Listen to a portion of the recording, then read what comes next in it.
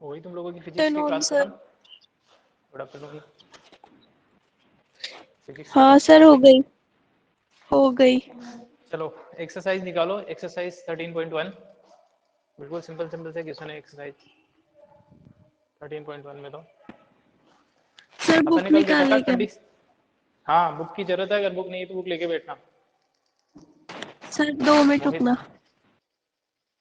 मोहित book है तुम्हारे पास में? खोल रहा हूँ। हाँ बुक लेके बैठना, 13.1 निकाल लो।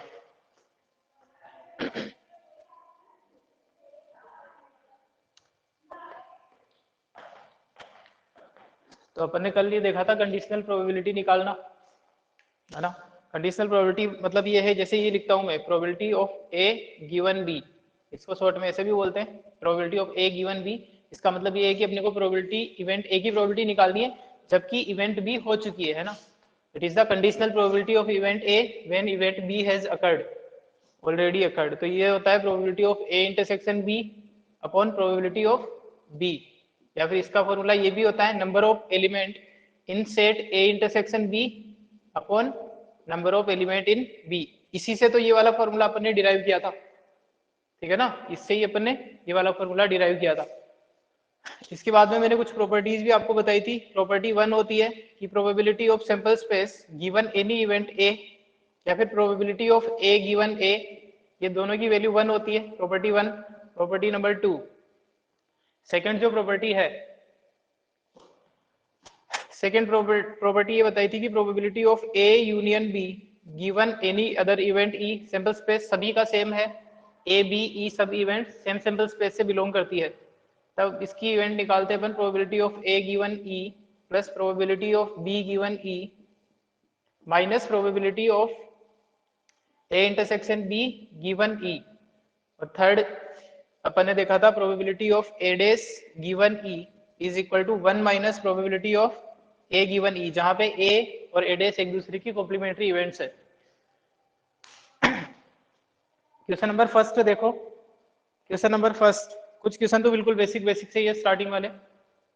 जैसे मैंने कल तुम लोगों को कहा नहीं था क्या क्वेश्चन करने के लिए?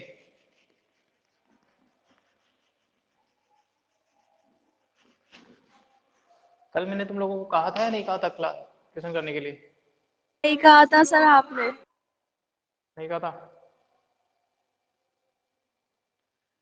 एक मिनट।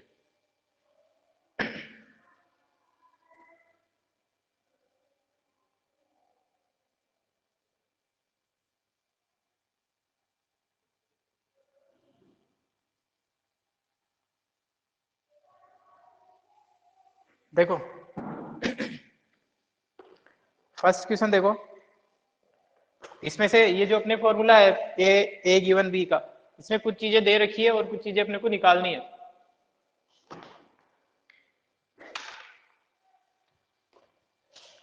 क्वेश्चन नंबर फर्स्ट है, क्वेश्चन नंबर फर्स्ट में given that E and F are events such that probability of E, ये गिवन है कुछ चीजें, गिवन है प्रोबेबिलिटी। इसके लिए आपको सेट की भी अच्छी नॉलेज होनी चाहिए, चैप्टर जो है सेट वाला, क्योंकि ये जो एक्सियोमेटिक अप्रोच है प्रोबेबिलिटी पढ़ने की वो सेट थ्योरी पे ही बेस्ड है। अपन ने 11th क्लास में भी देखा था। प्रोबेबिलिटी ऑफ इवेंट ई दे रखी है अपने को 0.6, प्रोबेबिलिटी ऑफ इवेंट एफ दे रखी है आपको 0.3, और probability of E intersection F दे रखी है 0.2। तो अपने को probability of E given F ये भी निकालना है, probability of F given E ये दोनों निकालने हैं। फॉर्मूला लगा के वैल्यूज पुट करके निकाल लोगे। जब इसकी वैल्यू निकालनी है मेरे को probability of E given F, तो इसका फॉर्मूला होता है probability of E upon probability of F, और दोनों चीजें दे रखी है इसमें। ई इंटरसेक्शन एफ की वैल्यू दे रखी है 0.2 और एफ इसकी वैल्यू दे रखी है 0.3, तो ये आंसर आ जाएगा 2/3। परसेंटेज में कन्वर्ट करना हो तो 100 से मल्टीप्लाई कर लो, अदरवाइज जो प्रोबेबिलिटी है वो तो 0 से 1 के बीच में ही रहती है। तो इस तरीके के क्वेश्चन है, ये वाली चीज निकालोगे इसी तरीके से, एफ गिवन ई। अगर ट्राई करते हो तो बिल्कुल सिंपल से क्वेश्चन है, स्टार्टिंग के 4-5 तो बोलो हो जाएगा। सर एफ गिवन ई है जो ये एफ इंटरसेक्शन ई और ई इंटरसेक्शन एफ इक्वल होते हैं क्या? हाँ ये तो ठीक। पता होगा ना यार, ये वाला क्वेश्चन अभी थोड़ी आ सकता है। यस ई सर। इंटरसेक्शन एफ और एफ इंटरसेक्शन ई सेम होते हैं, ये प्रॉपर्टी है। कौन सी प्रॉपर्टी है? कम्यूटेटिव प्रॉपर्टी है। इंटरसेक्शन ऑफ सर ये सेट तो इज इक्वल होते हैं ना कम्यूटेटिव। दोनों। ये तो बेसिक सी बात है ना यार, दो सेट का इंटरसेक्शन लोगे तो यही वाला आएगा, इसमें इसका इंटरसेक्शन लो या इससे इसका इंटरसेक्शन लो।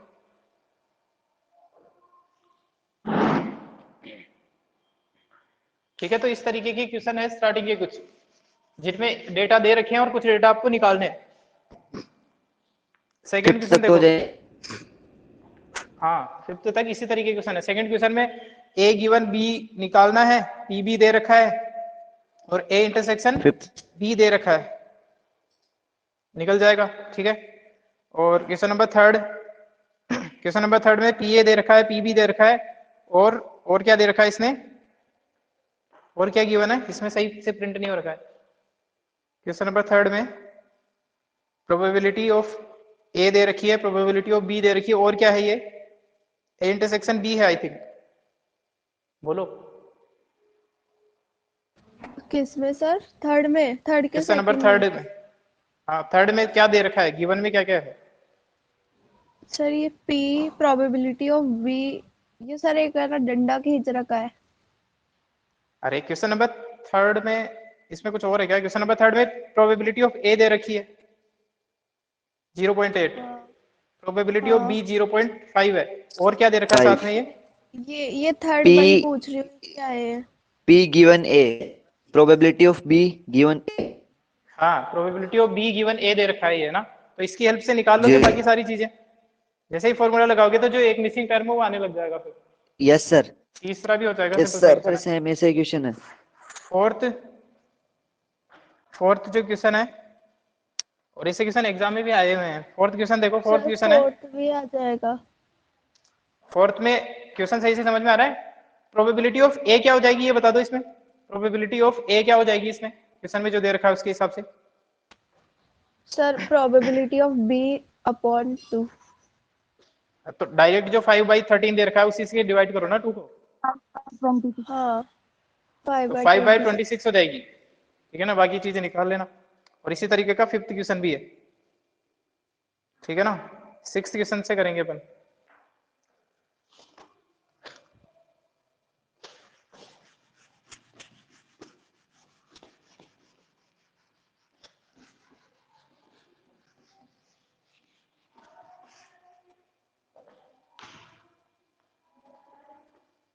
क्वेश्चन नंबर 6 है।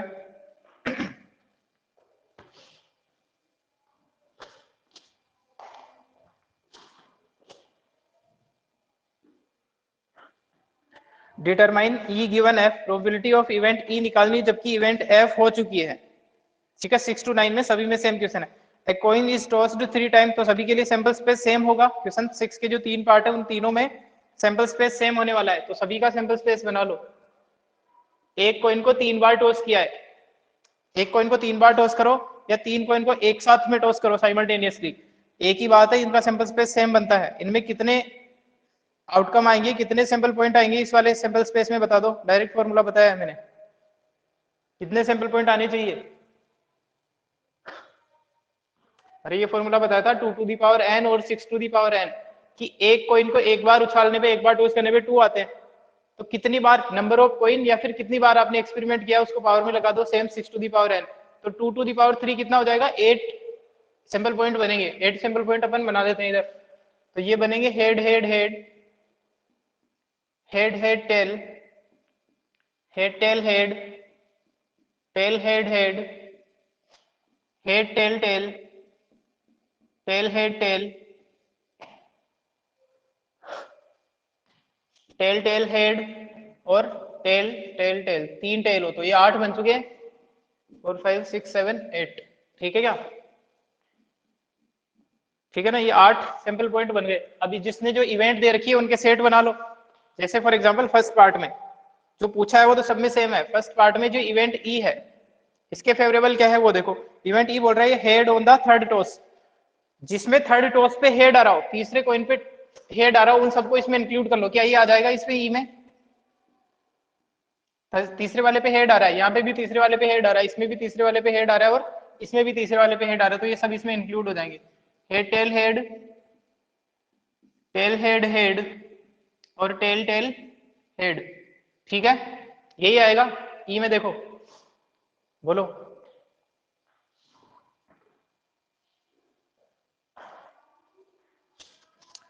इवेंट एफ देखो, इवेंट एफ क्या बोल रही है? अरे ये क्लियर है, 6 के फर्स्ट में जो इवेंट ई दे रखी है, इसने head on the third toss. ये क्लियर है क्या श्रुति? मेरा तो क्लियर है। ठीक है, तो बाकी लोग बोलोगे नहीं। और अदिति तुम तो कभी बोलती नहीं हो क्या क्लास में? ऑनलाइन भी नहीं और ऑफलाइन भी नहीं।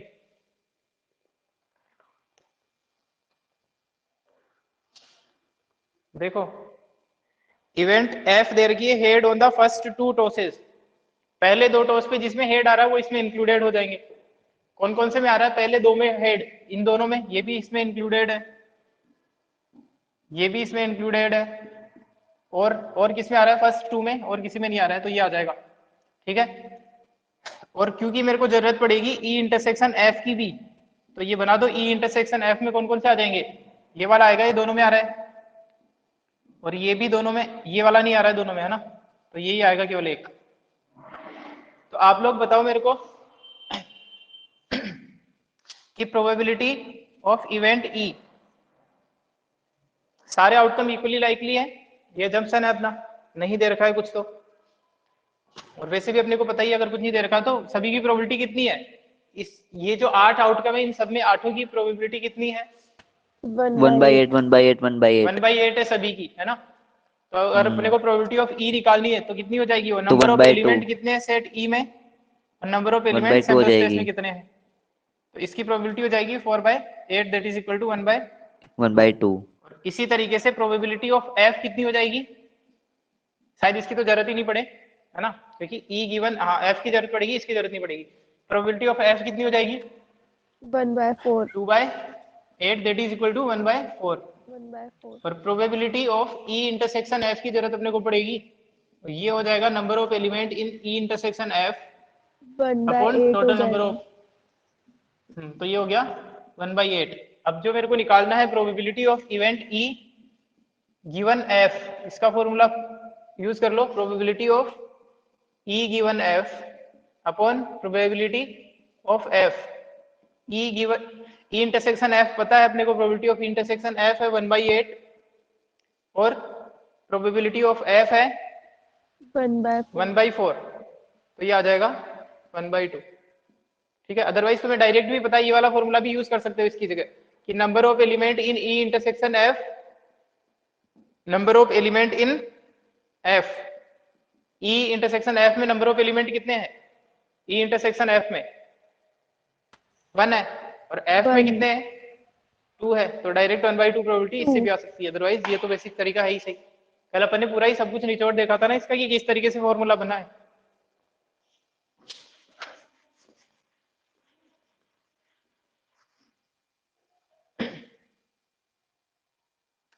इसका स्क्रीनशॉट लो, और इसी तरीके से इसके बाकी के पार्ट भी करने हैं। सबसे इंपॉर्टेंट है इसके सेट बनाना, इवेंट के, जो इसने बोला है इवेंट, उनके सेट बनाना सबसे इंपॉर्टेंट है। इसका स्क्रीनशॉट लो, फिर कुछ और इसके जो कुछ पार्ट है उनके इवेंट बताओगे आप लोग, कि कौन कौन सा सेट, कौन कौन से सिंपल पॉइंट इसमें आएंगे।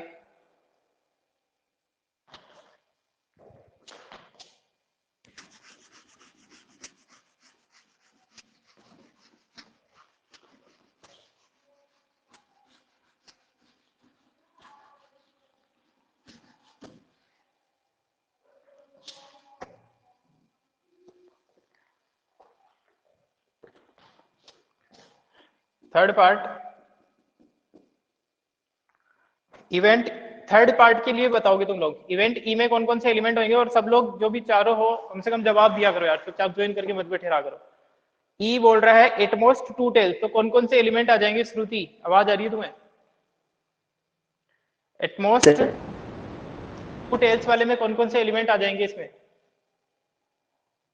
एटमोस्ट का क्या हेड मतलब होता लिखा है? हुआ सर हमारे तो। थर्ड पार्ट बोल रहा हूं मैं, बोर्ड पे लिखा हुआ भी है ना Yes, third sir. Part. LC है एटमोस्ट का क्या मतलब होता है? Yes sir. कि सिर्फ कम दो ही टेल है। एटमोस्ट और एटलीस्ट दो वर्ड है।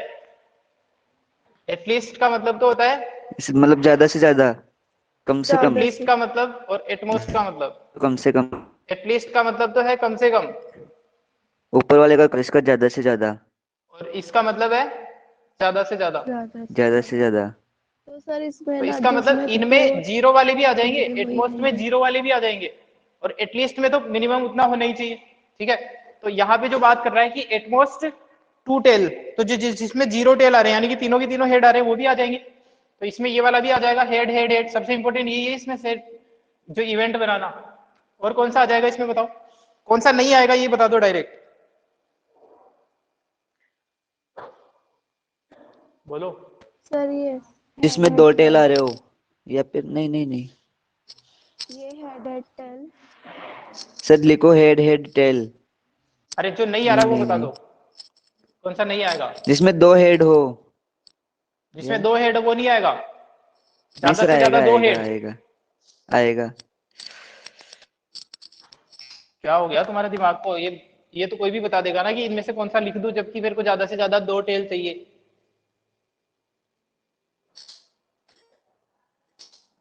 अच्छा एक बात बताओ, सुनो मेरी बात सुनो।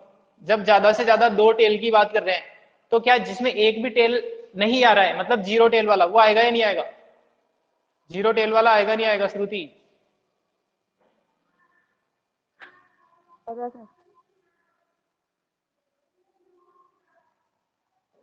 बताओ यार। ज्यादा से ज्यादा दो टेल वाले में, तीन जिसमें एक भी टेल नहीं आ रहा है वो आएगा, एक टेल आ रहा है तो भी आएगा, दो टेल आ रहे हैं तो भी आएगा। यानी कि एक कौन सा नहीं आएगा, केवल ये नहीं आएगा जिसमें तीन टेल आ रहे हैं, तो बाकी सारे आ जाएंगे। Head head tail, head tail head, tail head head. दो टेल वाला भी आना है क्योंकि एटमोस्ट पूछा है, ज्यादा से ज्यादा दो टेल हो सकते हैं, तो दो टेल वाला तो आएगा ही आएगा। तो ये सारे एलिमेंट आ जाएंगे। इवेंट एफ इसने बोली है एटलीस्ट वन टेल। अब बताओ एटलीस्ट वन टेल में कौन सा आएगा? एटलीस्ट वन टेल, कम से कम एक टेल, बोलो।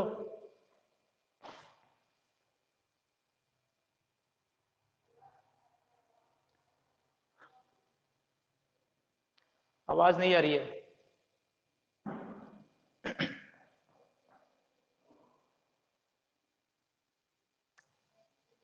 एक दिन क्लास ढंग से होती है और अगले दिन तुम वापस अपने ट्रैक पे आ जाते हो यार, टाइम वेस्ट करते हो। क्या मेरी आवाज आ रही है सब लोगों को? तुम्हें, Riya, Aditi? Yes yes sir. Sir, आ रही है। तो जवाब देते रहा करो। एक दिन क्लास ढंग से होती है, अगले दिन वापस से चुपचाप बैठ जाते हो जैसे सांप सूंघ जाओ। At least one event tail. If at least one tail का मतलब क्या हुआ? कि लिखो कम से सर, कम एक टेल हेड चाहिए हेड मेरे टेल, को। Head head tail. Head head tell वाला ये वाला आएगा, ये नहीं आएगा। हाँ, हेड स्टार्टिंग टेल से ही हेड। देखते चलो, ये तो नहीं आएगा। Yes sir. और ये वाले हेड सारे टेल आएंगे एक हेड, टेल वाले, टेल हेड हेड, और दो टेल वाले भी सारे आएंगे। Head tail tail, tail head tail, tail tail और हेड, ये टेल टेल तीन टेल टेल। वाला भी इसमें आएगा क्योंकि इसने बोला है कि एटलीस्ट वन टेल। तो ये एटलीस्ट वन टेल देख लो, इसमें एक टेल है, इनमें दो टेल है, और इनमें तीन टेल है, तो कम से कम एक टेल का यही मतलब होता है। इसके बाद में आप लोग ई इंटरसेक्शन एफ बना लो। ई इंटरसेक्शन एफ में ये दोनों नहीं आएंगे, ये वाला इसमें नहीं है और ये वाला इसमें नहीं है, तो इसको और इसको छोड़ के बाकी सारे कॉपी कर दो। Head head tail, head tail head. Intersection का मतलब तो पता है ना, जो दोनों में आ रहे हो। Yes sir. ठीक है, तो ये आ गया। अब इनकी प्रोबेबिलिटीज डायरेक्टली लिख देता हूं मैं। प्रोबेबिलिटी ऑफ इवेंट ई कितनी हो जाएगी? ई में कितने हैं, सैंपल पॉइंट कितने हैं ई में? 7/8 हो जाएगा। 7/8 हो जाएगा। प्रोबेबिलिटी ऑफ ई इंटरसेक्शन, अब एफ की निकाल लो। इसकी वैसे जरूरत ही तो नहीं वो पड़ती, भी अपन सेवन फालतू बाई में एट निकालते हैं ना। एफ की प्रोबेबिलिटी भी इसकी हो भी जाएगी 7/8। 7/8। और probability of E intersection F, इसकी प्रोबेबिलिटी कितनी हो जाएगी? 6/8, 6/8 हो जाएगी इसकी प्रोबेबिलिटी। यानी कि ठीक है ना? 3/4। आपको निकालना है ई गिवन एफ। तो ये हो जाएगा probability of E intersection F that is 6/8 और ये हो जाएगा एफ की प्रोबेबिलिटी है 7/8, तो आंसर आ जाएगा 6/7। ठीक है, इसका स्क्रीनशॉट लो और कोई डाउट है इस क्वेश्चन में तो बताओ। नो सर, आगे बताओ। ठीक है,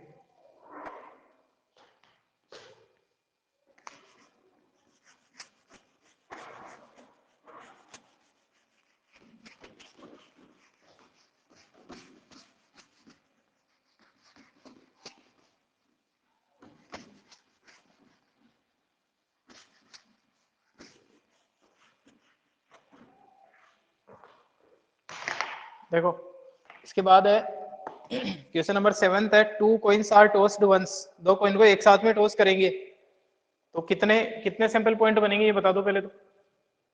कितने सैंपल पॉइंट बनेंगे बोलो। 2 कॉइन को एक साथ टॉस करते हैं तो कितने सैंपल पॉइंट बनते हैं? 4। 4। 2 4 बन जाएंगे, वो चारों बनाने हैं और जो इसने कंडीशन दे रखी है उस हिसाब से इवेंट बना के इनकी कर प्रोबेबिलिटी लेंगे निकालनी है। सर। 8th क्वेश्चन है a dice is thrown 3 times, a die is thrown 3 times. तो यहाँ पे जब मैं एक डाइस को 3 बार थ्रो करूंगा तो कितने सैंपल पॉइंट बनेंगे?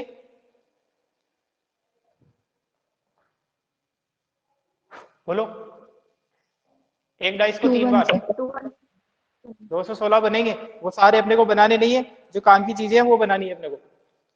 ठीक है ना। क्वेश्चन नंबर 8 में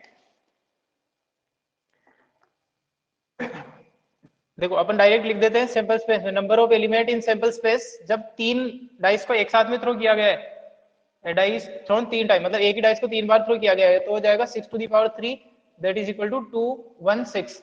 ये पता चल गया मेरे को टोटल नंबर। अब इवेंट ई की बात करते हैं। इवेंट ई बोल रहा है 4 appears on the third toss, 4 appear on the third toss. तो कुछ ऐसे बनेंगे कि तीसरे वाले टॉस पे 4 आना चाहिए, तो पहले वाले पे तो कुछ भी हो सकता है। एक मिनट, 3 है ना, 1 1 4 ऐसा हो सकता है, 1 2 4। तो हो क्या रहा है, ये थर्ड वाले पे तो 4 फिक्स है। अब ये आपस में 1 और ये जो 2 प्लेसेस है कितने तरीके से एक्सचेंज हो सकते हैं आपस में? बोलो। 36। 36 तरीके से हो 36। सकते हैं जो अपन बनाते हैं। तो ये हो जाएगा 1 6 4। इसी तरीके से अगले में बनेंगे सर 2 वो के साथ में 36 1 पूरी लिखनी पड़ेगी क्या? नहीं लिखना है, जो मैं बता रहा हूँ इसी तरीके से लिखना है। 2 2 4 2 6 4 6 1 4 6 2 4 6 6 4, यानी कि केवल लास्ट वाले पे फिक्स है। लास्ट वाले पे 4 आना चाहिए, तो वो तो चेंज हो ही नहीं रहा है। अब कहने का मतलब जो 2 डाइस वाला केस था उसी तरीके से 36 बन जाएंगे। तो यहाँ अपन लिख सकते हैं कि नंबर ऑफ एलिमेंट इन ई कितने हो गए? 36 हो गए। ठीक है, और कुछ बोला इसने इवेंट एफ के बारे में बोला है कि 6 and 5 appears respectively on the first 2 coins, first 2 toss। पहले वाले पे 6, दूसरे वाले पे 5, कितने आएंगे? फिक्स कर दिए, पहले वाले पे तो 6 आने ही चाहिए, दूसरे वाले पे 5 आने ही चाहिए। तो चेंज कौन सा होगा? केवल थर्ड वाला तीसरा होगा केवल। 6 तरीके से। ठीक है, 3 इस तरीके से, 6 5 6। तो यहाँ पे number of element in F कितने हो जाएंगे? 6 हो जाएंगे। अब क्योंकि मेरे को ई गिवन एफ निकालना है तो मेरे को जरूरत पड़ेगी ई इंटरसेक्शन एफ की। तो ई इंटरसेक्शन एफ में कौन कौन से आएंगे ये देखो, जिसमें लास्ट में 4 आ रहा हो। भाई इसकी कंडीशन क्या है? लास्ट में 4 आना चाहिए, तो इन दोनों में कॉमन कौन कौन से हैं? 6 5 4। हाँ, इसकी केवल कंडीशन 6 क्या है कि 5 लास्ट 4। में 4 आना चाहिए, और इसमें लास्ट में 4 केवल एक ही जगह आएगा 6 5 4 पे। तो यही वाला एलिमेंट आएगा अपना 6 5 4। अब अपने को प्रोबेबिलिटी निकालनी है। अपन इतनी देर दूसरे फॉर्मूले से निकाल रहे थे, तो यहाँ पे तुम इसका यूज भी कर सकते हो। Probability of E given F निकालना होता है ना, तो number of element in E intersection F upon number of element in F. ध्यान रखना इस वाले फॉर्मूले में और स्टार्टिंग वाले फॉर्मूले में डिफरेंस थोड़ा है कि यहाँ पे अपन प्रोबेबिलिटी का यूज करते थे, वहां पे यहाँ पे अपन नंबर ऑफ एलिमेंट का यूज कर लेते हैं। तो number of element in E intersection F कितने हैं? 1/6 1 ही है, 1/6 और एफ में कितने हैं 6 है, तो 1/6 आ 6 जाएगी। अदरवाइज अगर तुम प्रोबेबिलिटी का यूज करो यहाँ पे कि probability of E intersection F upon probability of F, तो इससे क्या निकलेगा, ई इंटरसेक्शन एफ की प्रोबेबिलिटी, ई इंटरसेक्शन एफ में कितने हैं, एक है, 1/36, सॉरी 1/216, टोटल तो 216 है ना, और उसमें से एक उसका फेवरेबल है, और एफ की प्रोबेबिलिटी कैसे निकलेगी, 6/216, तो यहां से ये कैंसिल हो जाएगा, तो कितना हो जाएगा 1/6। ये आया ही ऐसे था फॉर्मूला, इसी से अपन ने बनाया था, इसी में कोई अपन ने नंबर ऑफ सैंपल स्पेस के नंबर से डिवाइड कर दिया था। कोई सा भी मेथड यूज कर सकते हैं ना दोनों में से? कोई भी मेथड यूज कर सकते हो ना।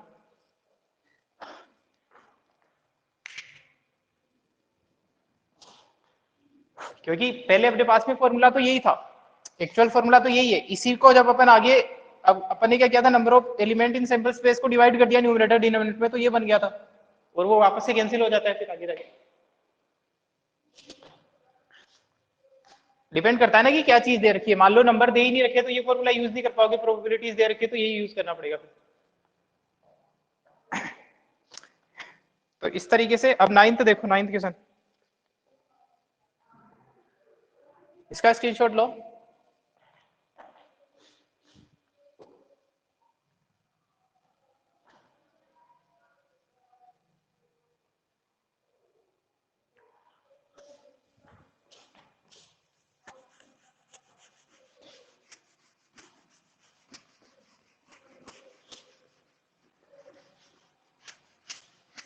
टेंशन मतलब ये पूरा ही चैप्टर इतना इजी नहीं है ना, तुम लोग ज्यादा ही बेपरवाह मत हो जाना स्टार्टिंग में ही कि बिल्कुल इजी सा चैप्टर है, इस तरीके से ही तो चलेगा। ये तो एक तरह से वही चीजें चल रही है जो केवल कंडीशनल प्रोबेबिलिटी की डेफिनेशन है, उसके अलावा तो सारे सेट वगैरह की चीजें ही काम में आ रही है।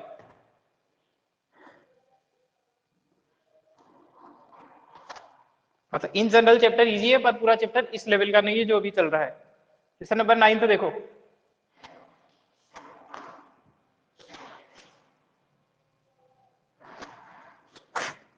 क्वेश्चन नंबर 9 है, mother father and son line up at random for a family picture. Mother father और जो उनका बेटा है वो एक लाइन में खड़े होते हैं, कितने तरीके से अरेंज हो सकते हैं वो एक बार ये बता दो फोटो खिंचवाने के लिए। जैसे इनके बारे में पूछ रहा है कि इस तरीके से मदर है लेफ्ट साइड में, फिर फादर है, फिर ये सन है। ऐसा हो सकता है कि मदर लेफ्ट में हो, सन बीच में आ जाए, फादर आ जाए, तो ये कितने तरीके से अरेंज हो सकते हैं। कॉम्बिनेशन परम्यूटेशन वाला चैप्टर यूज होगा यहाँ पे। कितने तरीके से अरेंज हो 27 सकते हैं तीनों, कितने, 27 27 किस हिसाब से बता रहे हो। फैक्टोरियल 3 नाम की कोई चीज आई थी 11th क्लास में? Yes sir. तो वो कैसे काम में आती है चीजें, फिर 11th क्लास की चीजें 12th में ऐसे ही तो काम में आती है।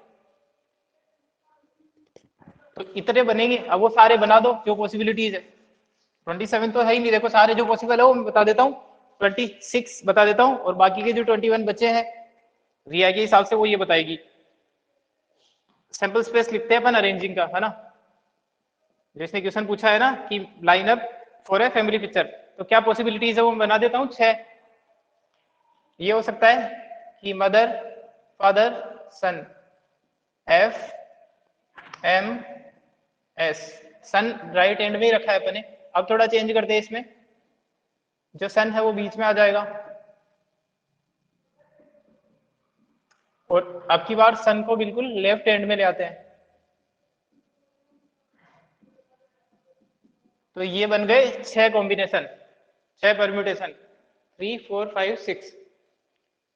रिया आप बाकी के 21 तुम बताओ। सर नहीं 6 ही होंगे।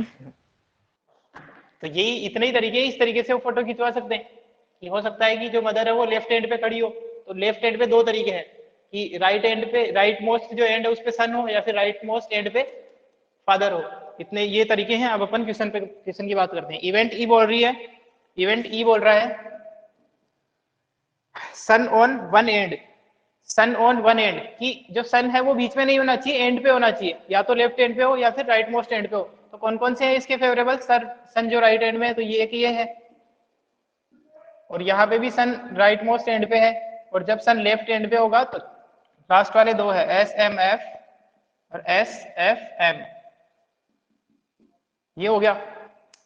इसके बाद में बोल रहा है father in the middle, father in the middle that is F event जो है अपनी, फादर इन द मिडिल एक तो ये वाला है और एक ये वाला है, इन दोनों केसेस में ऐसा हो रहा है MFS और SFM, ठीक है। प्रोबेबिलिटी निकालनी है तो E इंटरसेक्शन F की जरूरत पड़ेगी। कौन कौन से एलिमेंट आ जाएंगे कर E लेंगे इंटरसेक्शन F में? सर। चलो इसको लिखा तो इसको तो पूरा लिख ही देता हूं मैं, MFS केवल यही आएगा या SFM ये भी आ जाएगा। तो इसकी प्रोबेबिलिटी निकाल दो। अब इसकी प्रोबेबिलिटी 1 आ रही है शायद, है ना। 1 इसलिए आ रही है क्योंकि ये और ये दोनों सेम ही हो गए, ठीक है, ये चीज और ये चीज दोनों सेम ही हो गए, देखो तो न्यूमरेटर और डिनोमिनेटर दोनों सेम ही हो गए, सेम हो जाएंगे तो प्रोबेबिलिटी 1 आ जाएगी। यानी कि 100% चांस है कि अगर इवेंट F हो चुकी है, इवेंट F हो चुकने का मतलब ये है कि अगर फादर मिडिल में है तो डेफिनेटली फिर सन जो है वो किसी ना किसी एंड पे रहेगा ही सही। यार ऐसे समझो ना इस बात को, ये क्या पूछना चाह रहा है, ये पूछना चाह रहा है कि अगर फादर मिडिल में है तो सन के किसी एक एंड पे होने की प्रोबेबिलिटी निकालो, तो और कोई ऑप्शन बचा ही नहीं, 3 जने हैं, फादर बीच में आ गया है तो सन किसी ना किसी एंड पे रहेगा, तो 100% होगा। ऐसा रिलेट कर पा रहे हो इस चीज को?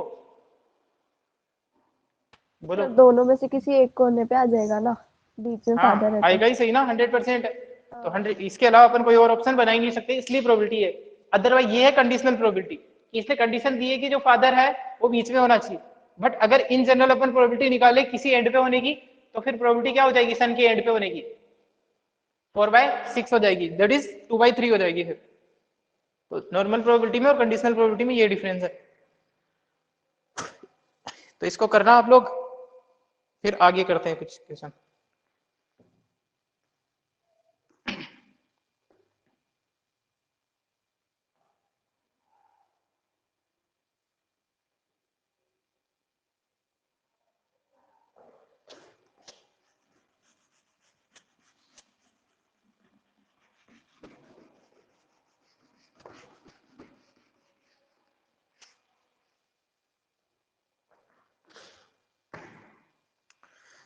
इसके बाद में है 10th question, a black and a red die rolled, find the conditional probability of obtaining sum greater than 9 given that the black die resulted in 5। ये वाला क्वेश्चन कर लेते हैं। ब्लैक और डाई कलर यहाँ पे मैटर नहीं करता है क्योंकि 2 डाई की बात ही हो रही है यहाँ पे ना। तो सैंपल स्पेस में अभी भी कितने बनेंगे, सैंपल स्पेस में कितने आ जाएंगे? 36। बोलो 36 आ जाएंगे।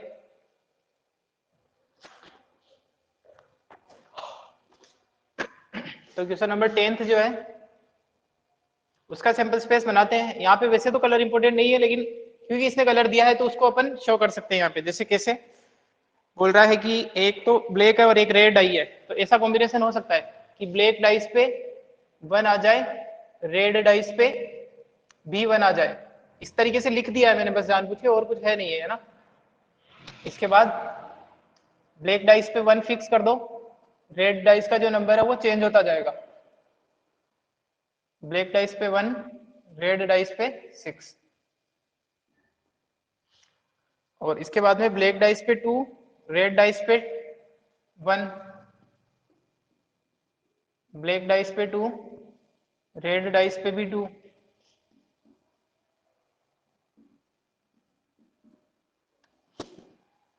ब्लैक डाइस पे 6, रेड डाइस पे 1, ब्लैक डाइस पे 6, रेड डाइस पे 2, और ब्लैक डाइस पे 6 एंड रेड डाइस पे भी 6। तो ये टोटल 36 बन जाएंगे। यहाँ पे रिप्रेजेंटेशन लिख देना क्योंकि अपन ने यूज किया है ना, वेयर B1 R1 का मतलब है कि 1 on black die and 1 on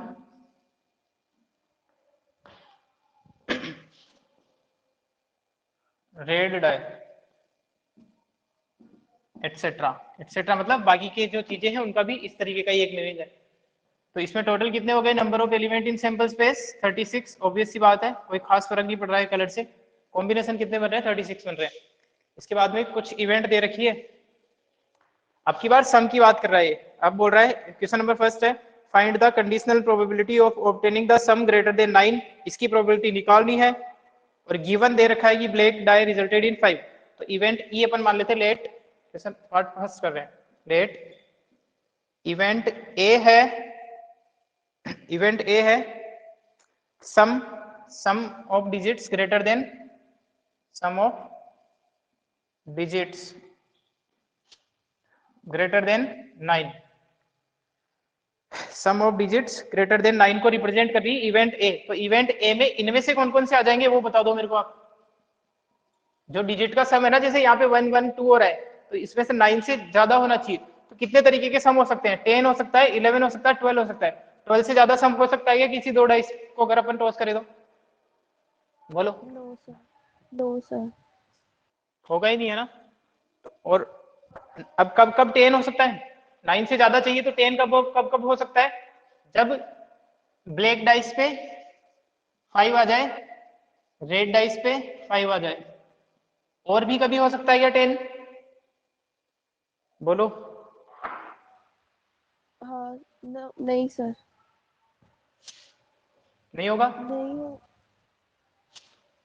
हो सकता है ना सर। हाँ तो वही पूछ रहा हूं मैं। 4 और रेड डाइस पे 6 आ जाए, 6। और ब्लैक डाइस पे 6 और रेड डाइस पे 4 आ जाए, तब भी हो सकता है क्या? और हो सकता है 7 3 3 7? नहीं सर। 7 तो होगा ही नहीं। और कोई पॉसिबिलिटी है? 9 1 1 9, यही पॉसिबिलिटी है बस 10 होने की। ठीक है, तो ये 10 होने के फेवर में, यानी कि नंबर ऑफ एलिमेंट इन ए कितने हो गए? 3 3 हो गए। और अब दूसरी इवेंट को मान लेते हैं, ये तो इवेंट ए हो गई। अब बात करते हैं इवेंट, अच्छा इसके बाकी है अभी, सॉरी, ये तो अपने केवल पूरा थोड़ी लिखा है, ये तो अपने लिखा है केवल सम 10 होने के, ये तो सम ग्रेटर देन 9 है ना। अब 11 होने की बात करते हैं। सम 11 कब हो सकता है? 5 6 6 5, ठीक है ना। यानी कि ब्लैक पे 5 आ जाए और रेड पे 6 आ जाए, और ब्लैक पे 6 आ जाए और रेड पे 5 आ जाए, ये हो गए सम 11। 11 और कोई तरीके से नहीं हो सकता, 7 4 4 7 होता नहीं है। और 12 केवल एक तरीका है कि दोनों पे 6 आ जाएगा तो 12 हो जाएगा। हिंट के लिए आप लिख सकते हो कि यहां तक जो सम है, यहां तक सम हो रहा था 10, और ये है सम 11, और ये हो रहा है सम 12। ठीक है, तो ये सारे आ गए। कितने आ गए इसमें? 1 2 3 4 5 6 आ गए इसमें। ठीक है, अरे क्लियर है ये? Yes sir. अब बना लो इवेंट बी। इवेंट बी किसको बोले हैं? इवेंट बी बोल रहा है ये जो गिवन है ना, जो गिवन है that black die resulted in 5, black die resulted in 5। Black पे अगर 5 आ रहा है तो वो सारे बी में आ जाएंगे। ब्लैक डाई रिजल्टेड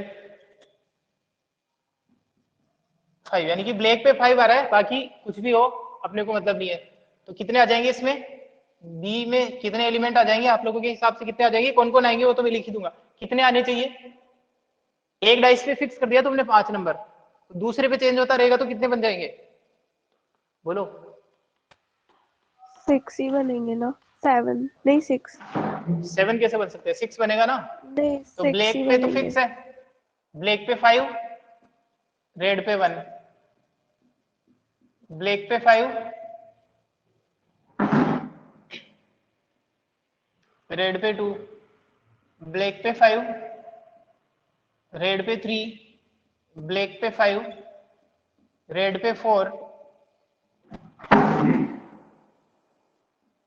ब्लैक पे 5, रेड पे 5, और ब्लैक पे 5 और रेड पे 6, यानी कि टोटल कितने बन जाएंगे? 6 बन जाएंगे। अब आपको जरूरत किसकी पड़ेगी? ए इंटरसेक्शन बी की जरूरत पड़ेगी कि ए और बी दोनों हो, यानी कि सम ग्रेटर देन 9 भी हो और ब्लैक वाले पे 5 भी आए, ब्लैक पे 5 भी आए और सम ग्रेटर देन 9 भी हो, तो इसका मतलब रेड पे भी 5। ब्लैक पे 5 और रेड पे 6। क्या इसके अलावा और कोई पॉसिबिलिटी है? ए और बी दोनों में यही कॉमन आ रहा, देख लो, बोलो।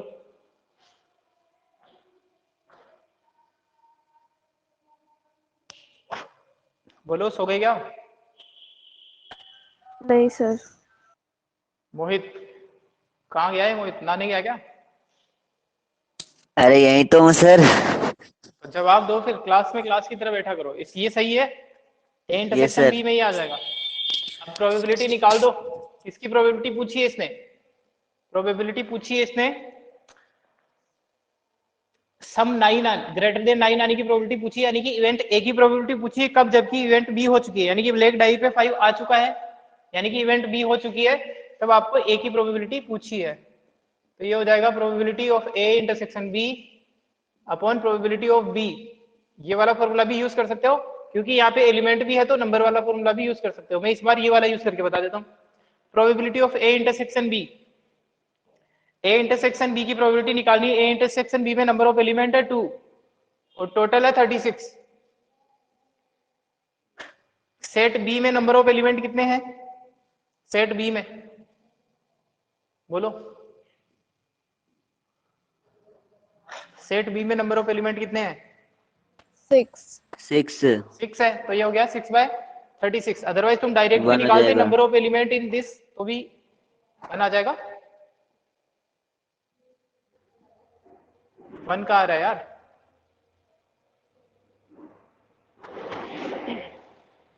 तो 1/3 हो जाएगा। ठीक है, अरे क्लियर है question? Yes sir. Yes sir. Shruti तुम भी बोलती रहा करो, थोड़ा अलग बैठ जाया करो जब क्लास लेती हो, तो ताकि क्वेश्चन आंसर हो सके।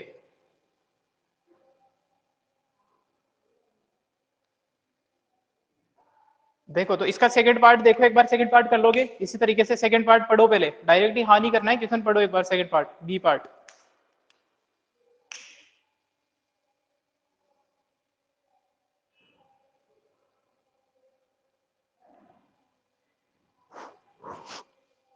पढ़ लिया सेकंड पार्ट इसका? कर लेंगे सर। सेकंड पार्ट में इसने आपको बोला है ऑब्टेनिंग सम 8, एग्जैक्टली 8 आना चाहिए सम।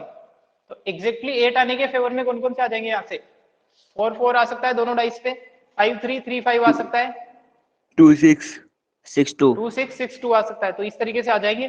और दूसरी इवेंट इसने कर दे रखी है लेंगे इसी सर। तरीके से, इवेंट ए और इवेंट बी मान लेंगे। और दूसरा दे रखा है resulted red die resulted in number less than 4, यानी कि रेड डाइस जो है उस पे 4 से कम नंबर आना चाहिए, यानी कि रेड डाइस पे 1 और ब्लैक पे फिर इसके साथ में 6 आ जाएंगे। इसी तरीके से 18 आ जाएंगे इसमें टोटल, है ना? हो जाएगा ये वाला क्वेश्चन। एफ जो इवेंट बनेगी ना इसमें, सेकंड इवेंट जब अपन मानेंगे किसी को ए या बी, तो इसने दे रखी है कि red die resulted in 4 less than number 4, तो इस पे 18 सिंपल पॉइंट आ जाएगी उन 36 में से, क्योंकि रेड डाइस पे इस बार वन नंबर फिक्स नहीं कर रहे हो, 1 2 3 ये तीनों आ सकते हैं, और उन 1 2 3 के साथ में बाकी ब्लैक डाइस पे 6 नंबर आ सकते हैं, तो 18 हो जाएंगे टोटल। हो जाएगा ये वाला क्वेश्चन। इसके बाद करते हैं अपन 11। इसका स्क्रीनशॉट ले लिया आप लोगों ने?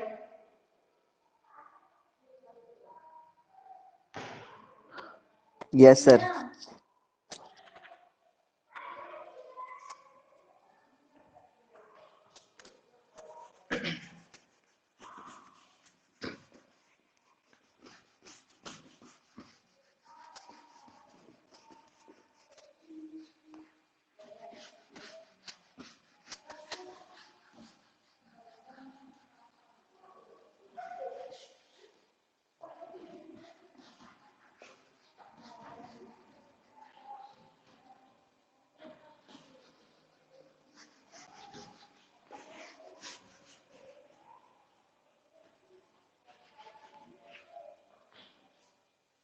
देखो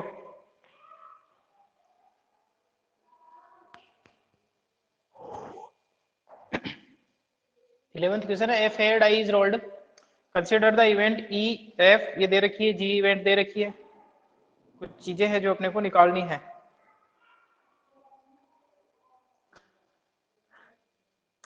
वैसे इतना मुश्किल तो है नहीं, कुछ सेट के बारे में अगर आप लोगों को पता है तो कर लेंगे सर 11वां। करना इसको, ये वाली चीजें पता होनी चाहिए, जैसे मैं ये वाली चीजें देखो एक बार एंड का मतलब खाली, तो इंटरसेक्शन होता है ना, और का हाँ मतलब यूनियन। यूनियन होता है, हाँ इवेंट ई और एफ का मतलब ई यूनियन है, और ई एंड एफ का मतलब हो जाएगा इंटरसेक्शन। और दूसरी चीज ये है कि आपको जो मैंने कल बताया था ये पता होना चाहिए प्रॉपर्टी। मान लो अगर ऐसा है तो ये यहाँ पे डिस्ट्रीब्यूटिव लॉ लगेगा, ये इंटरसेक्शन यस जब सर। दोनों सिंबल अलग होते हैं तो इंटरसेक्शन यहाँ पे डिस्ट्रीब्यूटिव लॉ यस लगेगा, सर। तो जब डिस्ट्रीब्यूटिव लॉ लगेगा तो ई इंटरसेक्शन एफ यूनियन, यहाँ पे कुछ और लिखते हैं जी लिखते हैं ना, ई इंटरसेक्शन जी और एफ इंटरसेक्शन जी, इस तरीके से ये जो इंटरसेक्शन है वो डिस्ट्रीब्यूट हो जाएगा यूनियन के ऊपर, ठीक है। और प्रॉपर ब्रैकेट का यूज करें आप लोग, जैसे फॉर एग्जांपल जब मान लो आपको प्रोबेबिलिटी निकालनी है, लेट सपोज प्रोबेबिलिटी ऑफ ई, एक मिनट, प्रॉपर ब्रैकेट का क्या मतलब है वो बता देता हूं मैं, कि मान लो तुम्हें निकालना है ई, वैसे इसका तो फॉर्मूला ही पता है, ई यूनियन जी गिवन एफ निकालना है, तो यहाँ पे एक बार तुम जब लिखो ना, फॉर्मूला पता है, लेकिन अगर मान लो फॉर्मूला यूज नहीं करे तब तब इसको ऐसे लिखोगे, ये पूरी इवेंट एक है तो इसको एक ब्रैकेट में लिखो, ई यूनियन जी फिर intersection F upon probability of F. इसको डायरेक्ट ही ऐसा नहीं कि तुम ब्रैकेट ही हटा दो तो फिर बर्बाद ही हो जाओगे, अगर मान लो ऐसा लिख दिया इसको ई यूनियन जी इंटरसेक्शन एफ तो ये गलत हो जाएगा, ध्यान रख लेना। डिफरेंस पता है दोनों में, इसमें और इनमें दोनों में डिफरेंस यस है ना, सर। Yes sir. ध्यान रखना, इसलिए प्रॉपर ब्रैकेट का यूज करना, 0 मार्क्स मिलेंगे अगर इसकी जगह ये लिखोगे तो, इसलिए 12th क्लास में हो तो ये एक्सपेक्ट किया जा सकता है तुम लोगों के किसी की प्रॉपर ब्रैकेट यूज करो जहां पे होना चाहिए। और ये जो क्लास के बीच में मैं छोटी छोटी चीजें बताता हूँ लेकिन तुम फिर भी वही गलतियां करके आते हो, सेम इसी तरीके की गलतियां। ऐसे पढ़ाई करते हो जैसे कोई आर्ट्स वाले बच्चे पढ़ रहे हो ना, काम की चीज याद रखनी है बस, तो ये बेसिक ही है सबसे इंपॉर्टेंट। जो कॉम्पिटेटिव एग्जाम वगैरह होते हैं जेई वगैरह के, उनमें इसी जगह बच्चे को निकाल दिया जाता है, स्क्रीनिंग जो करी जाती है, जो बेसिक्स होते हैं उन्हीं पे, वरना जो मेन क्वेश्चन है उनमें तो कुछ नहीं है। देखो तो 11th आपको करना है, 12th क्वेश्चन देखो,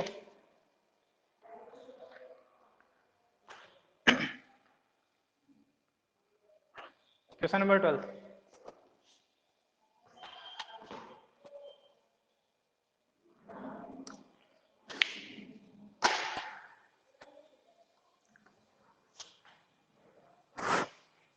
क्वेश्चन नंबर 12 है, assume that each born child is equally likely to be a boy or a girl। यानी कि अगर मान लो कोई कोई बेबी का बर्थ होता है तो उसके बॉय और गर्ल होने की जो प्रोबेबिलिटी है वो 50-50% चांसेस है, यानी कि 1/2 बॉय होने की प्रोबेबिलिटी भी 1/2 है और गर्ल होने की प्रोबेबिलिटी भी 1/2 है, ठीक है ना, 50-50% चांसेस है। ओके, अब बोल रहा है if a family has 2 children, अगर किसी फैमिली में 2 बच्चे हैं, what is the conditional probability that both are girls. ये तो गिवन है, गिवन दैट, अच्छा ये इसकी प्रोबेबिलिटी निकालनी है। फर्स्ट है youngest is the girl, second at least one is girl. करते हैं इस वाले क्वेश्चन को, सब लोगों को आवाज आ रही है मेरी, एक बार बता दो, अच्छा क्वेश्चन है, थोड़ा इजी है बट यस सर। अच्छा क्वेश्चन। देखो तो पहले तो अपन सैंपल स्पेस बना लेते हैं कि कितने तरीके से कॉम्बिनेशन पॉसिबल है किसी फैमिली में। अगर मान लो बॉयज और गर्ल है, अगर जो चिल्ड्रन है उनमें से, तो total sample space, total possibility कितनी बनेगी इस तरीके से, इस वाले क्वेश्चन में, कि ऐसा हो सकता है। अब इसने यंगेस्ट और एल्डर की वो बात करी है ना, यंगर और एल्डर की बात करी, तो अपन ये मान लेते हैं कि जो मैं लेफ्ट साइड में लिख रहा हूँ वो एल्डर के लिए लिख रहा हूँ और राइट साइड में जो लिख रहा हूँ वो यंगर के लिए लिख रहा हूँ, तो अपन ये बेसिक सी बात मान के चलेंगे। तो इस तरीके की कॉम्बिनेशन पॉसिबल है कि दोनों ही लड़के हो, बॉय बॉय, और एक हो सकता है बॉय गर्ल, गर्ल बॉय और गर्ल गर्ल। तो एक बात बताना, इनमें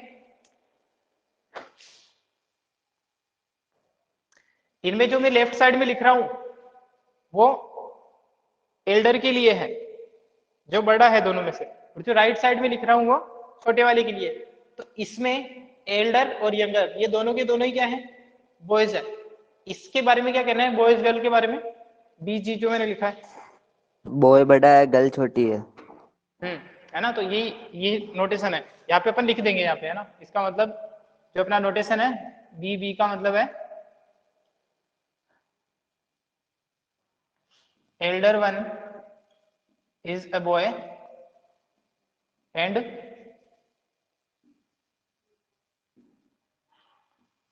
younger one is a boy etcetera. इसका मतलब बाकी की जो नोटेशन है उनका मतलब ये है। बीजी का मतलब हो जाएगा यंगर वन बॉय, और जो एल्डर वन बॉय है और जो छोटी है वो लड़की है, गर्ल है। अब अपने को जो क्वेश्चन है इसके बारे में समझते हैं। ये तो पॉसिबिलिटी हो गई सारी, ठीक है।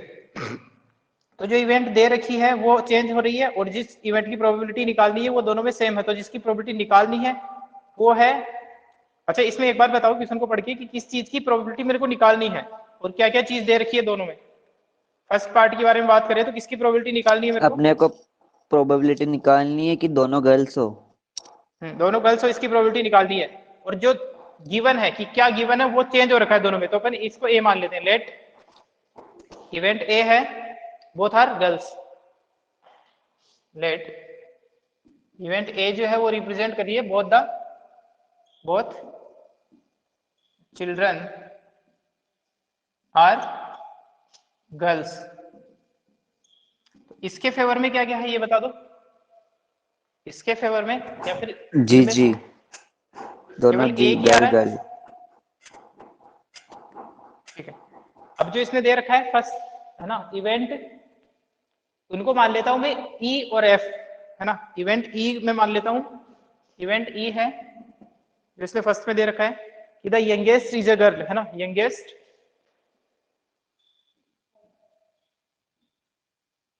Is a girl, youngest is a girl. तो इसमें कौन कौन से पॉइंट आ जाएंगे इनमें से, छोटी वाली जो है वो लड़की होनी चाहिए, ये वाली और ये वाली, ये दोनों आ जाएंगे, बोलो। सर यंग यानी बड़ा होता है ना। वाह, हाँ तो शाबाश। हाँ तो सही है, फिर तो तेरे को मीडियम चेंज करना चाहिए। क्या? गजब हो तुम लोग यार, इसलिए बोलता हूँ इंग्लिश की क्लास भी लिया करो। क्या होता है रिया, यंगर और एल्डर का मतलब? यंगर तो छोटा होता है ना, और एल्डर बड़ा होता है। हाँ,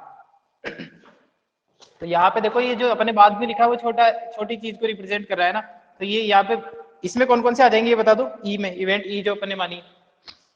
इसमें आ जाएगा बीजी और जीजी, बीजी और जीजी। बी जी एंड जी जी दोनों जी आ जी। जाएंगे, यानी कि दोनों लड़कियां है तो भी छोटी वाली लड़की है, और अगर पहले वाला लड़का है और दूसरी वाली लड़की है तो भी छोटी वाली लड़की हो गई। इसके बाद में एक और इवेंट जो इसने दे रखी है उसको भी अपन नाम दे देते हैं एफ इवेंट, और दूसरी है एटलीस्ट वन गर्ल। एंड ये अपन कंसिडर कर रहे हैं, इवेंट को नाम दे रहे हैं, एफ है एटलीस्ट, ये आ गया तुम्हारा दुश्मन वापस से, at least at most, at least one girl. B G G G B G, तीन आ जाएंगे। बीजी बीजी यानी कि दोनों बॉयज वाले नहीं आएंगे इसमें, जीबी और जीजी। ठीक है, तो ये आ जाएंगे। अब जो भी पूछा है इसने, फर्स्ट जो पूछा है उसकी प्रोबेबिलिटी निकालते हैं। फर्स्ट में इसने पूछा है इंटरसेक्शन भी निकाल लो, है ना। ए इंटरसेक्शन ई की जरूरत पड़ेगी आपको, ए इंटरसेक्शन ई में क्या आ जाएगा, ए इंटरसेक्शन जीजी ई का बीजी। मतलब ये है कि दोनों जो है वो गर्ल्स भी हो और साथ ही साथ में जो छोटी वाली है वो लड़की हो, तो केवल जीजी। ये आ जाएगा जी जी। जी जी। इसके बाद में अपन लेते हैं ए इंटरसेक्शन एफ, इसका इसमें भी मतलब ये केवल है जीजी। कि कम से कम एक लड़की हो, और ए बोल रहा है कि दोनों ही गर्ल्स हो, दोनों ए की जीजी आएंगे। पॉसिबिलिटी है। जी जी। क्या बात कर रहे हो, दोनों में सेम ही आ रहा है यार, ऐसा कैसे हो यस गया? सर। जीजी तो आएगा, उसमें तो एक ही है ना। अच्छा, ठीक है।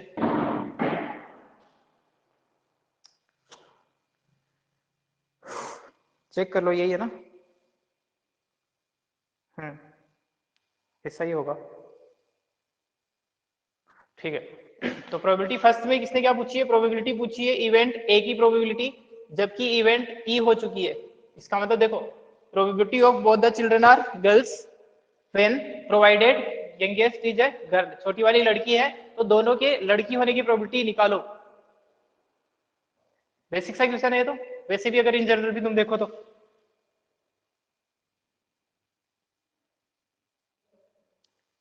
एक मिनट,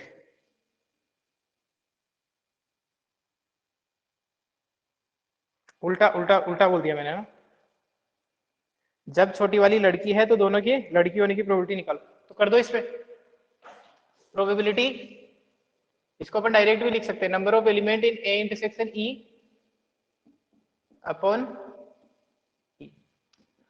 कितने हैं ए इंटरसेक्शन ई में? एलिमेंट 1 है, और ई में कितने हैं? सेट ई में 2 है, तो 1/2 इसकी प्रोबेबिलिटी आ जाएगी। प्रोबेबिलिटी। सेकंड बोल रहा है आपको दोनों की लड़की होने की प्रोबेबिलिटी निकालनी है, जबकि कम से कम एक लड़की हो, तो 1/3 हो प्रोबेबिलिटी जाएगी। Of event A given F निकालनी है, तो 1/3। यानी कि नंबर, हाँ, A intersection F upon F, और ये दे रखा है 1 और इसकी वैल्यू दे रखी है 3, तो ये 1/3 आ जाएगा। परसेंटेज चांस अगर पूछे ना कभी बाई चांस, तो 1/2 का मतलब होता है 100 से मल्टीप्लाई कर दो 50%। 1/3 का मतलब कितना हो जाएगा? 33.33%। 33.33। हाँ। 33.33 बोलते हो साइंस मैथ के स्टूडेंट। अरे सर, 33.33 पता है सर, बोलने में आ गया। 33.33%। चलो, इसके बाद इसका स्क्रीनशॉट लो, इसके बाद तो बाद में बात करेंगे। इसका स्क्रीनशॉट लिया, जाना नहीं है अभी। यस सर, आप ही तो बोले बाद में बात करेंगे, चलते हैं फिर। बाद में मतलब इसके बाद में कुछ और बता रहा हूँ पहले मैं बीच में।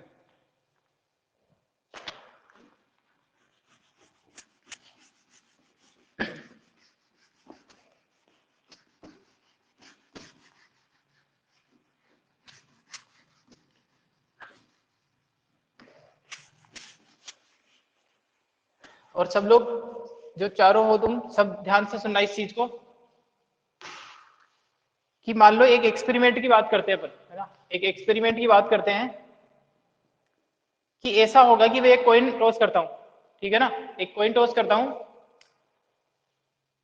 फर्स्ट दो इस तरीके का सैंपल स्पेस और उसकी प्रोबेबिलिटीज का मतलब समझने की कोशिश करना। मैं क्या कर रहा हूं, एक कॉइन टॉस करता हूं, है ना, टॉस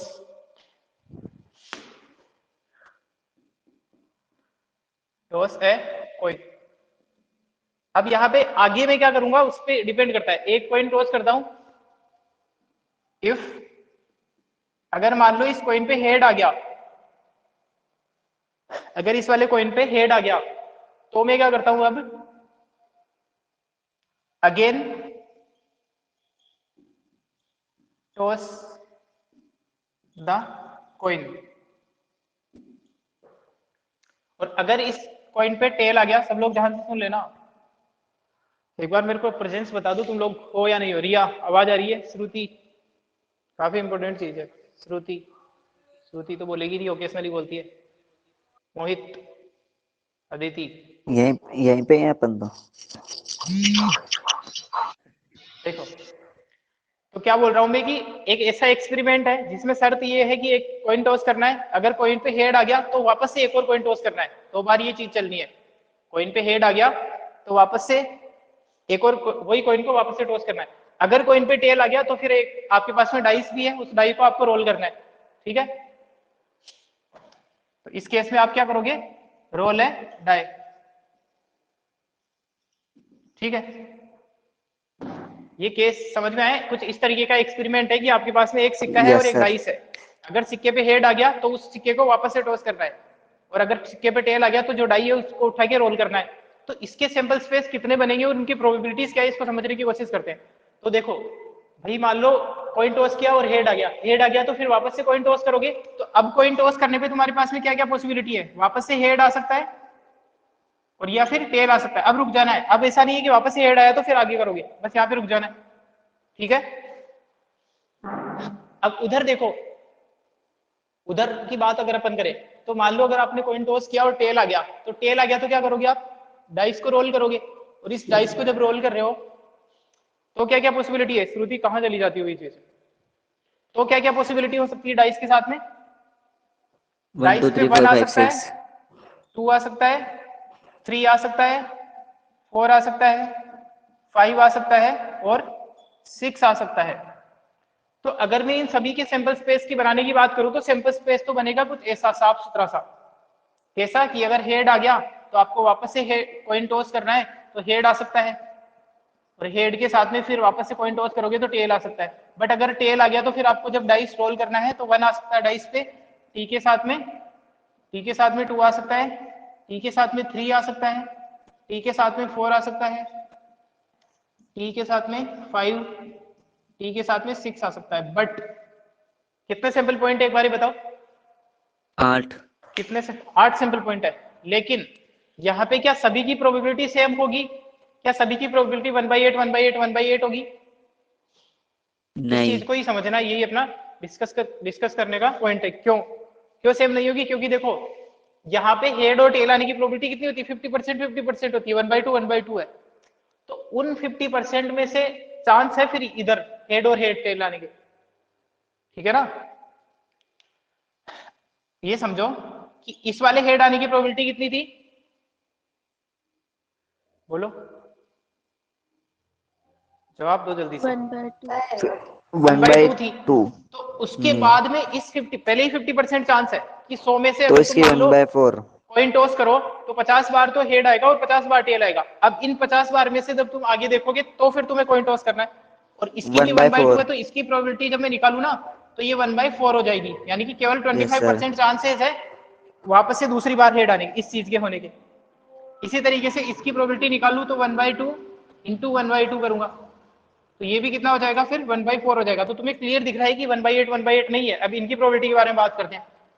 टेल आया, टेल आने की प्रोबेबिलिटी ये ना 1/2 इंटू 1/8 हो जाएगा, 1/2 इंटू 1/6 सॉरी। 1/6, very good. यहाँ पे अब समझ में आ रही है बात कि ये वैसा ही है जैसे अपन छोटी क्लासेस में पढ़ते थे ना कि 50% का 50% कितना होगा, 50% का 1/6 कितना होगा, वैसा ही तो काम हो रहा है कि पहले ही 1/2 चांसेस टेल आने के, उस 50% में से 1/6 चांसेस है इस 1 आने के। तो यहाँ तक पहुंचने के लिए पहले ही आधा हो गया 50%, और इस 50% का 1/6 हो रहा है तब जाके ये होगा। तो इसकी प्रोबेबिलिटी कितनी है फिर 1/12 है। 12 इन सभी की प्रोबेबिलिटी 1/12 है, इसकी भी 1/12 1/12 1/12 और 1/12 है। तो इन सबको जब तुम ऐड करोगे ना सारी प्रोबेबिलिटी को 1/4 1/4 1/12 1/12 1/12 1/12 1/12 1/12 तो इनकी वैल्यू कितनी आ जाएगी, 1 आ जाएगी। ऐड करके देख सकते हो, 1 तो आनी है सैंपल स्पेस की प्रोबेबिलिटी तो, ठीक है। बोलो जल्दी से जवाब दो। Yes sir yes sir. तो अब यहाँ पे क्लियर कट ये बात है कि ये यहाँ जो सैंपल पॉइंट है, ये जो आउटकम है वो इक्वली लाइकली नहीं है, ठीक है। यहाँ पे देयरफॉर यहाँ पे ये बताना चाह रहा हूं मैं कि since probabilities of outcomes are not equal, therefore they are not equally likely outcome. तो इक्वली लाइकली आउटकम नहीं है ये, इक्वली लाइकली आउटकम नहीं है। तो मान लो अगर आपको किसी भी पर्टिकुलर इवेंट की प्रोबेबिलिटी निकालनी है तो total number favourable upon total number से नहीं अपन करेंगे, जो मैंने कल बेसिक तरीका बताया था उससे करेंगे।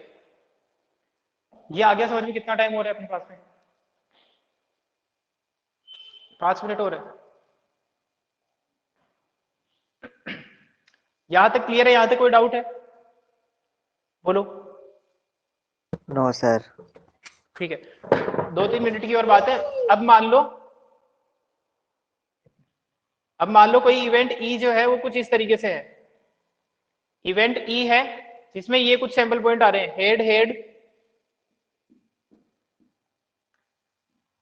टेल, कॉइन पे टेल और डाइस पे 3, ठीक है। और एक आ रहा है टेल के साथ में 6। तो जब मेरे को इसकी प्रोबेबिलिटी निकालनी है, प्रोबेबिलिटी ऑफ इवेंट ई, तो क्या मैं ये वाला फॉर्मूला यूज कर सकता हूं, नंबर फेवरेबल अपॉन टोटल कितने 8 है, 3/8? नहीं सर। नहीं कर सकते, क्योंकि यहाँ पे जो आउटकम है वो इक्वली लाइकली नहीं है। तो क्या करेंगे फिर, जो मैंने कल मेथड बताया था एक्सियम, जो जब तुम लोग रिवाइज करी होगी 11th क्लास, तो ये है कि इन सभी की जो प्रोबेबिलिटी है आपस में उनका सम कर दो, head head plus probability of tail plus probability of tail and 6। इनकी प्रोबेबिलिटी दे रखी है, इनका सम कर दो।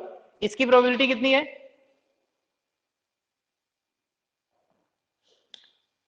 हेड हेड आने की प्रोबेबिलिटी कितनी है, इधर लिखी अपन ने, 1/4। बोलो। 1/4 है। इसकी प्रोबेबिलिटी है 1/4, इसकी प्रोबेबिलिटी है 1/12, इसकी प्रोबेबिलिटी है 1/12। तो इनका सम जो करेंगे वही अपना आंसर होगा इसका। तो इसलिए मैंने कल आपको स्टार्टिंग में ये वाला मेथड भी बताया था कि ये वाला जो तरीका है वो हर जगह वैलिड है, और जो अपना फॉर्मूला है वो केवल इक्वली लाइकली आउटकम के लिए वैलिड है। इसका स्क्रीनशॉट लो, ये वाली चीज काम में आएगी। अगर कुछ क्वेश्चन ऐसे आते हैं, कुछ क्वेश्चन ऐसे आते हैं जहाँ पे इक्वली लाइकली आउटकम नहीं है, स्क्रीनशॉट लो, फिर क्लास एंड करता हूं मैं।